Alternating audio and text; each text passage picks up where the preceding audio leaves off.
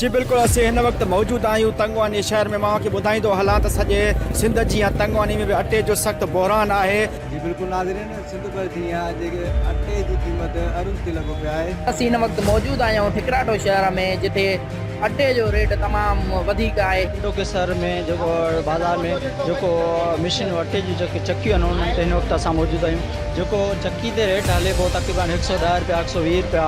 पूरे सिंध जी कोटड़ीअ में भी अटे जो बहरान शिदत इख्तियार किया वियो आहे। जी बिल्कुल सॼी सिंध जी पंगिड़ो शहर में अटे जो बहरान पैदा थी चुको है। जी बिल्कुल अवांखे ॿुधाईंदा हलूं। असां हींअर मौजूदु आहियूं तालुके चंबड़ में, जिते पूरी सिंध जी तालुके चंबड़ में भी ॾाढा तोड़ महंगाई ख़िलाफ़ सिंध हारे कमेटी तरफ़ां एहतिजाजी रैली कढी वई आहे। जी हिन वक़्तु असां आहियूं जौल शहर में मौजूदु ऐं जी बिल्कुल असां हिन वक़्तु मौजूदु आहियूं खैरपुर में, जिते ॻाल्हि कंदासीं असां अटे जी। त हे जेको अटो रोज़मर्रा जी ज़िंदगीअ में अटो हिकिड़ो ख़ासि हैसियत रखे थो।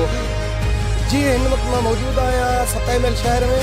27 मील शहर ऐं रिसालदा जे पस गिरदाई वारे इलाइक़नि में अटे जो जेको बहरान आहे उहो अटो हिन वक़्तु 140 रुपया किलो आहे।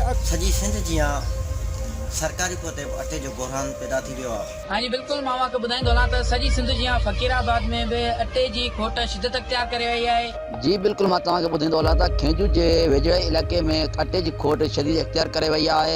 मौजूदु आहियां मलकानी शरीफ में, जो कोई अटे जे खिलाफ़ मांग ते पहुची वियो। हा जी बिल्कुल मां तव्हांखे ॿुधायां, मां हिन वक़्तु मौजूदु आहियां नार तालुको ऐं इस्ताबाद पीर बख्श गांव में, जंहिं पूरी सिंध जी अटे जो जेको बहरान आहे वधी वियो आहे। मां तव्हांखे ॿुधाईंदो हलां त सॼी सिंध जी बीजेपी में अटे जो बहरान तमामु घणी शिदत इख्तियार करे रहियो आहे।